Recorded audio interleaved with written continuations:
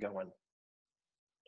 All right, so this is our webinar on tracking the domains in using All in Learning. So this is for the domain reports, or what the TEA uses to generate a campus score. It's built around the accountability.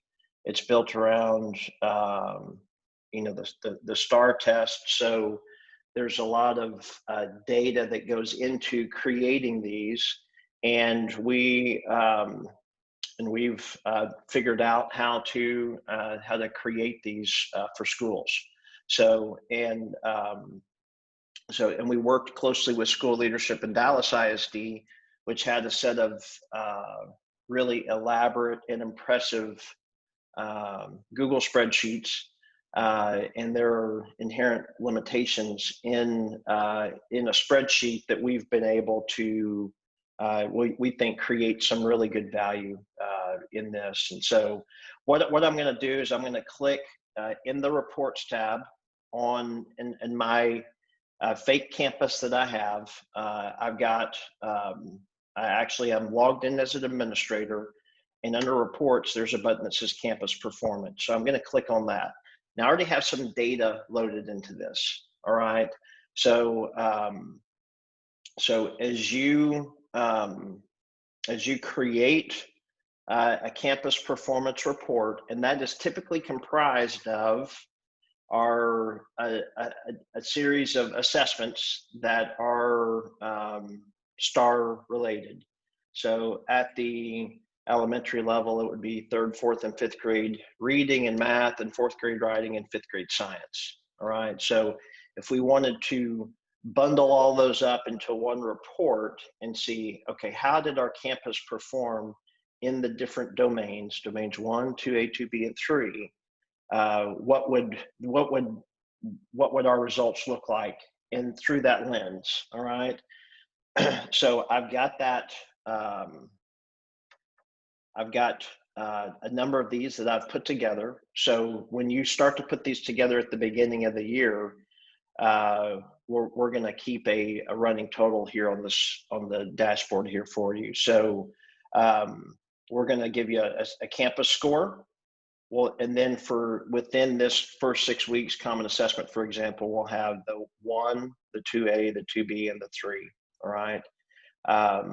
So we're able to kind of see a flow, hopefully over time, consistency, et cetera. So what I'm going to do is, if I wanted to create a new report, all right, I click create new performance report. I give it a name. And then what I can do is I can go in and identify the assessments I want to add to this. So you're not, as a campus, you don't have to wait on a district assessment to do this. So you could say at the 3-week interval, we're going to check all of our STAR tested grades, and I want to get a report. So giving those tests with All in Learning, we can do that. If the students are in front of us at home, a hybrid learning environment, we can collect that data. All right.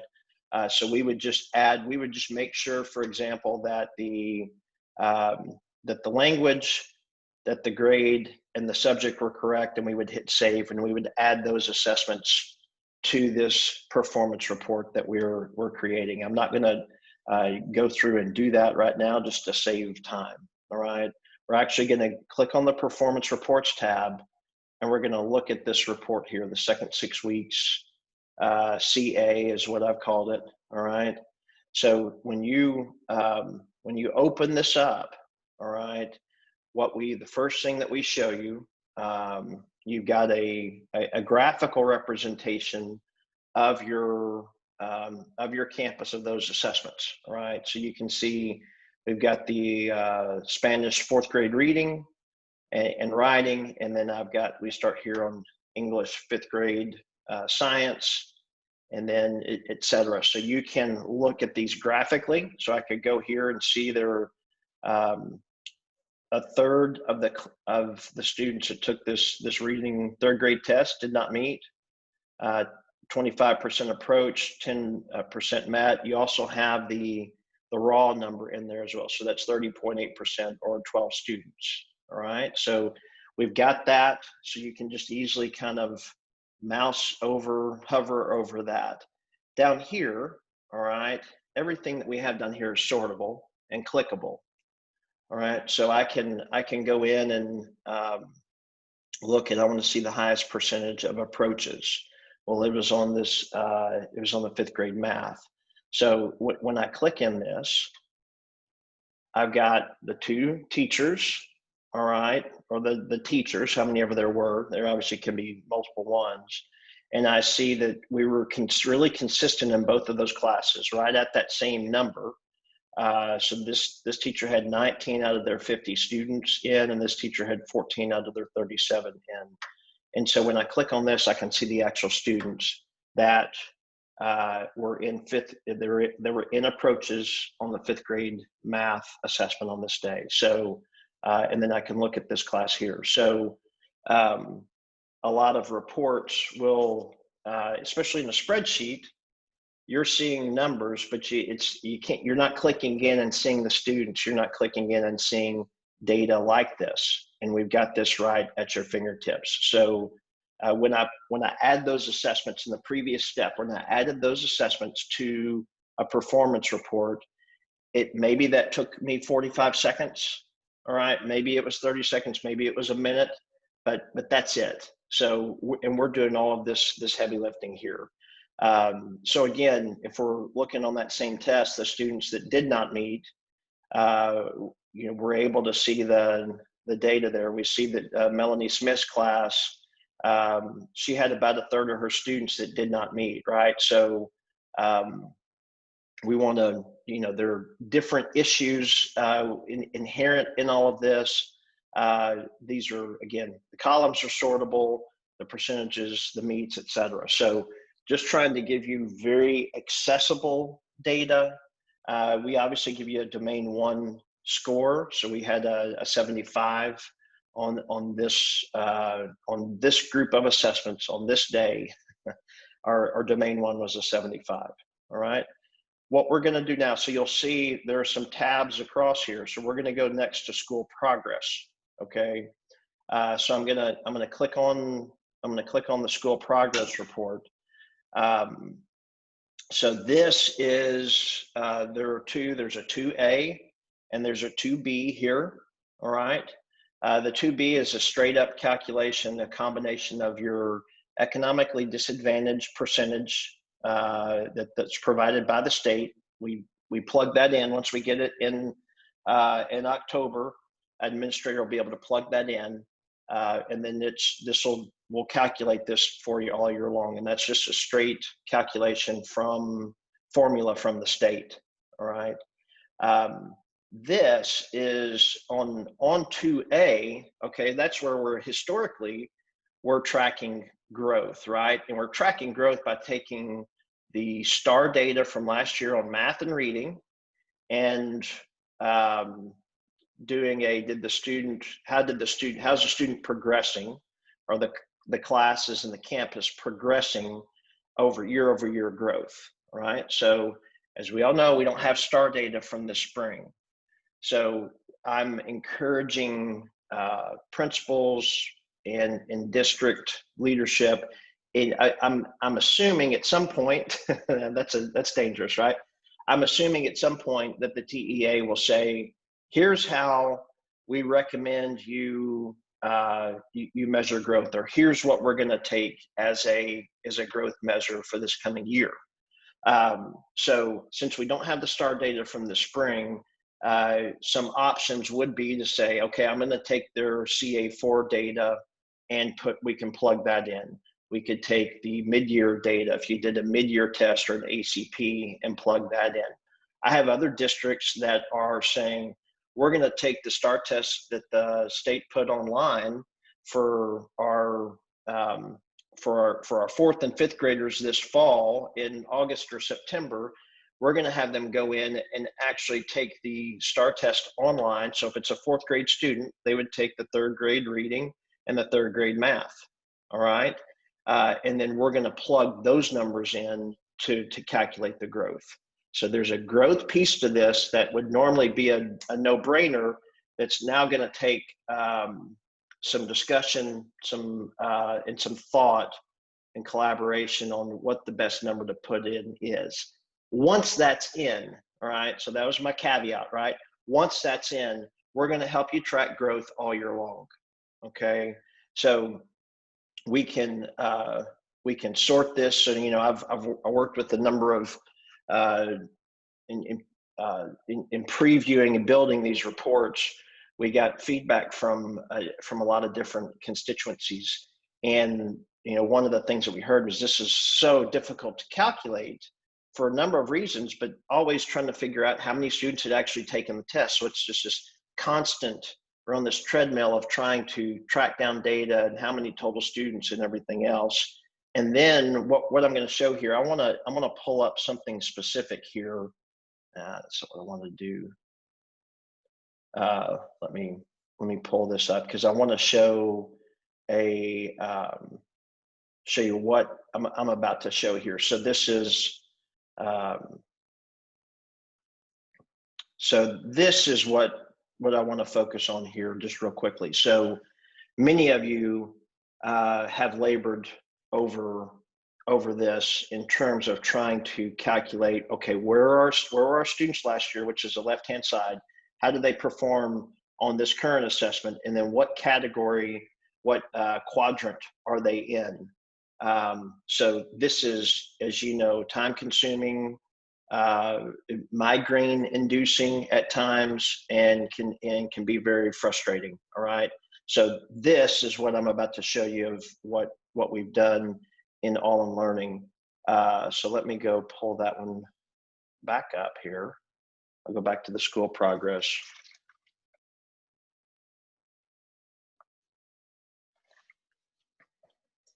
Make sure I'm still connected here.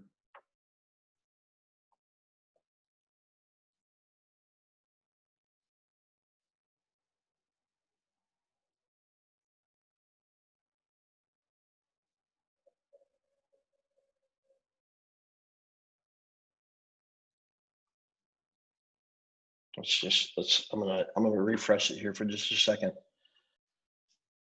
There we go. There we go.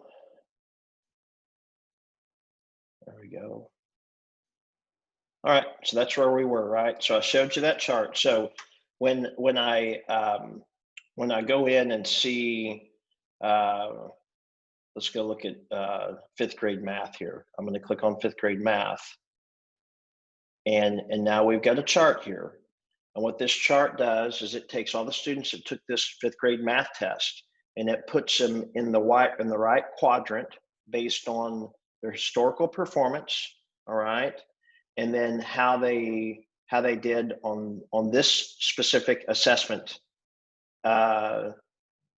today, or in this report. So the easiest way to think about it is this: all of these students on this bottom row here mastered on the 4th grade math test last year. All right, so all of them mastered it. All right, on this assessment, the students in this quadrant right here did not. They were in the approaches level. So, and from the state standpoint, they didn't earn a point. All right, these were in the meets, and from the state standpoint, the way that they calculate it, they didn't earn a point. Here are all the students that earned a point. Everybody with me? So even though these students did great last year on this assessment on this day, you see that they struggled, and we didn't earn a point for their performance that day. And so we're able to see this in each of these different categories. All right. So on the historical performance, we're able to see this across the board. So what I want, so those of you that have spent time calculating, generating, mapping this is a lifesaver right here. This lets us visualize it and see. So this is all the students that took this 5th grade math right here. When I click on the growth direction, this is just a chart that, again, it takes where these students were on the previous assessment last year, and then it just shows me kind of the overall flow trend of this data. All right. So just another way to look at it. So again, this is a straight calculation. There's no data here to see other than we took the economically disadvantaged, put it together with the formula, and and it gave us our relative performance there. All right. So so this is a really powerful report for our campus to be able to see and track the school progress. When we go to domain 3, which is closing the gaps, right? This is another roll up of a lot of data, all right? So you'll see over here on the right, okay, for math, how many met the academic target? 5 out of 5. How many met growth? 2 out of 5. All right, we see the same thing down here on the reading. And then we've got our domain 1. So all 3 of those go in to calculate this closing the gaps score that we had of a 72. So when we click in here, all right, and we're able to see that we'll look at the math Hispanic. So we had 40% was the target.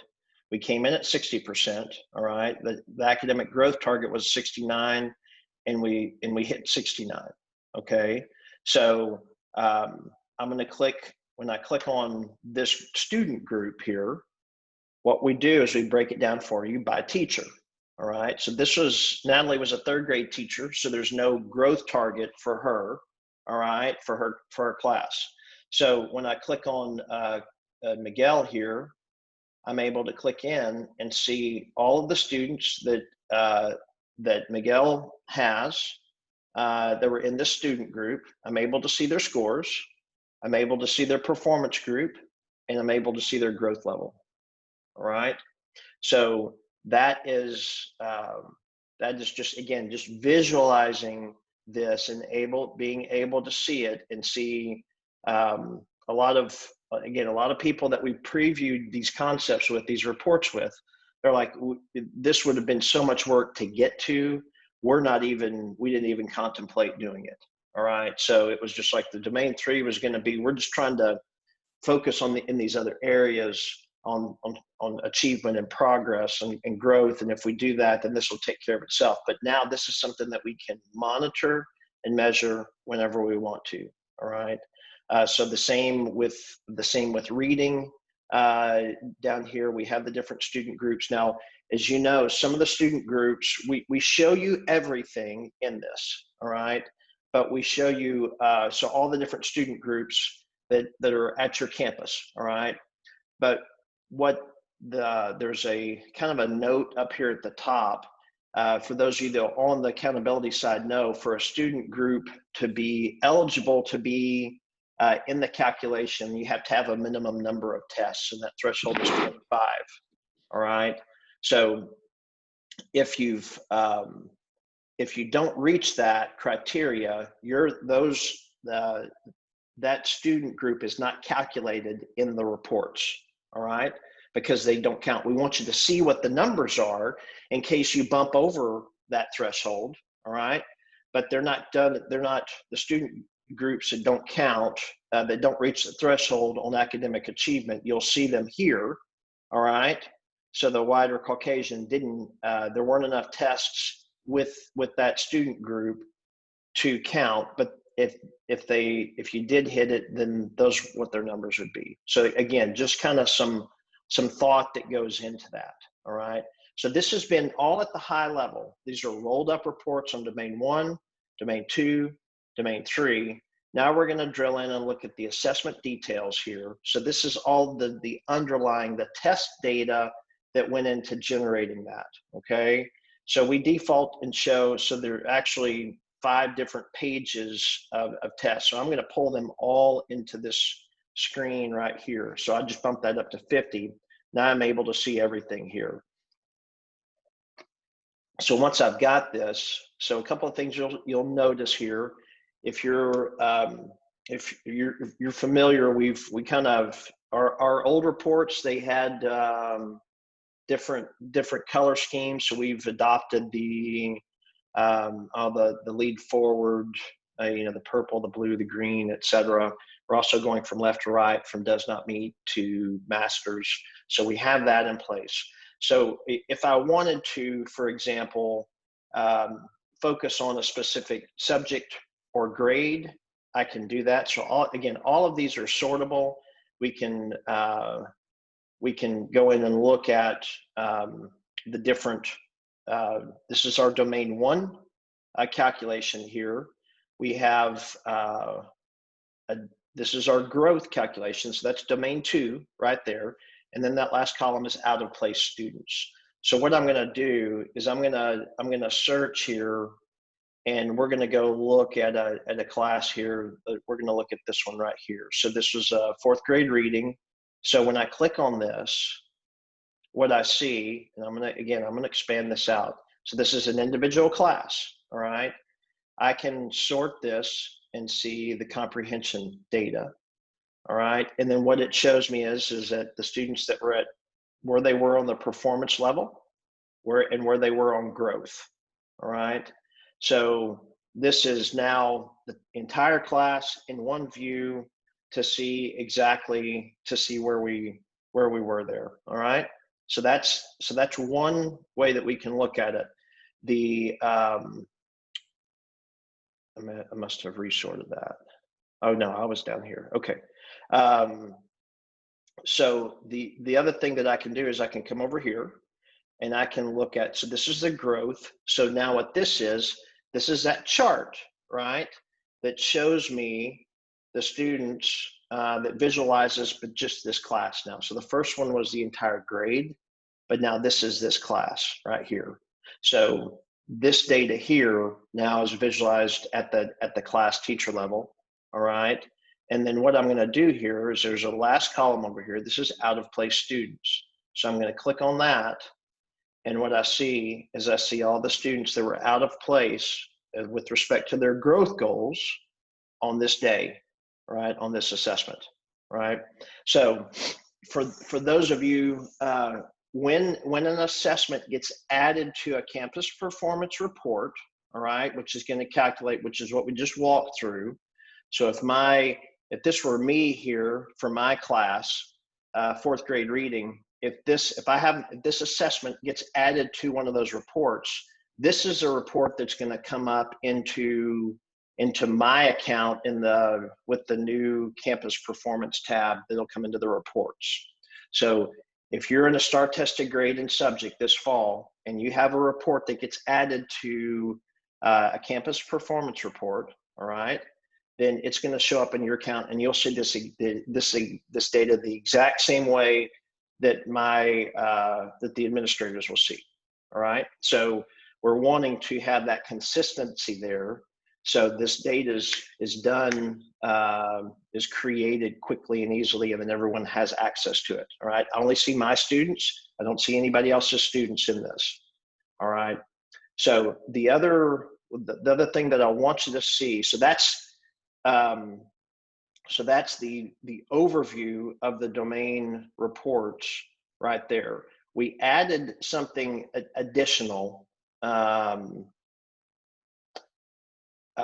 after in talking with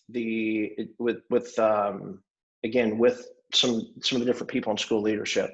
So the idea was this: after the first 6 weeks, we saw some hot spots. We saw some schools that were struggling. So what they were trying to do was to say, okay, we want to monitor them more closely. All right, it's not a common assessment. These are DOLs and power DOLs or exit tickets or quick checks, whatever we call them. All right, we're not wanting to create this big report. We just want to see the snapshot data, the progress data, if that makes sense. All right, so what I can do is, as an administrator, when we're progress monitoring a certain grade or subject, and we know they're doing a power DOL or a quick check on Friday, in the sessions tab, what I can do is, I'll get an error here. So we are not on the live servers. So this is all on our development servers here. What I'll be able to do is I'll be able to go into the sessions tab here and add assessments to the campus performance reports here not to a campus performance report, I'm sorry, to the assessment totals. So I want you to see what I mean here in just a second. So we're not creating that big report. What I'm going to do is I've added some assessments to this view, all right, that are not part of an assessment performance report, all right, but I am going to be able to see. So if we knew we were struggling on 5th grade reading, I'm trying to track this. So I see that, how did we do on growth on this assessment? So you see here, the performance report, it's not part of one. We're just trying to see what was our domain 1, all right? What did our growth look like? All right. And who are my out of place students? So that out of place students, we are a click away from capturing that data on this assessment. That was, maybe it was a quiz, maybe it was a quick check, maybe it was a big exit ticket or a power DOL, whatever it was. It doesn't really matter. The point is that we've got this data is now there. It's available. It's a click away for me as an administrator. When it gets added on the teacher side, it'll be there for teachers as well. So for them to see. So I'm going to again. This was we mashed up a lot of data in this, as you can tell. Our platform to date has been focused a lot on teachers and how can teachers get quick data? How can they see struggling students? How can we track the students on the standards and do that with clickers or bubble sheets or student devices, in person, virtually, with or without the pandemic, et cetera. So we've been focused on at this classroom level a ton, and we haven't had we've had data for administrators, but now this is really helps us track how are we doing with respect to the state accountability. How are we progressing? Do we have out of place students? Do we have students that aren't meeting their growth goals consistently? Well, we want to be able to see that, and it doesn't need to be somebody's night or weekend, all right, to determine that. Okay, so not only can we help you quickly collect the data, but now this level of data with respect to the domains, with respect to growth, with respect to out of place students is really at our fingertips. So a couple of things it should do. It should lower the blood pressure around looking at the data. Why? Because in the past, you would, when we are sitting here, you're waiting for reports to be generated for you, all right? That was, school leadership did a phenomenal job. Michael Padgett and Justin Galani and Marianne Sewell and Alex and everybody that was on that team did a phenomenal job. But there was when the common assessments rolled around, those were 90-hour weeks, 100-hour weeks for them, turning the data, making sure the cells and the formulas and everything worked flawlessly. Well, we've built it into here. So one, they're thrilled about this because now they're focused on their job, which is supporting the school, supporting the school leaders. Two, this is something you can drive. We're not in a passive mode waiting on somebody to provide us data. We can be proactive as a leadership team, proactive as a campus to say, we're gonna frequently measure. And again, the other seminars that we're doing, the other webinars that we're doing are working with teachers on how to easily build assessments, how to collect data, not just multiple choice, but short answer, student work, both synchronous and asynchronous. So we're trying to equip your teams with easy ways to see how we can collect the data, get the standards data, because that's critical. And then we'll have an accountability lens to the data, so there aren't any surprises. This isn't taking up someone on my teams or my nights and weekends, all right? And we can track the student groups, we can track the growth components here. So I'm gonna hit on the record here. I'm gonna hit the stop recording.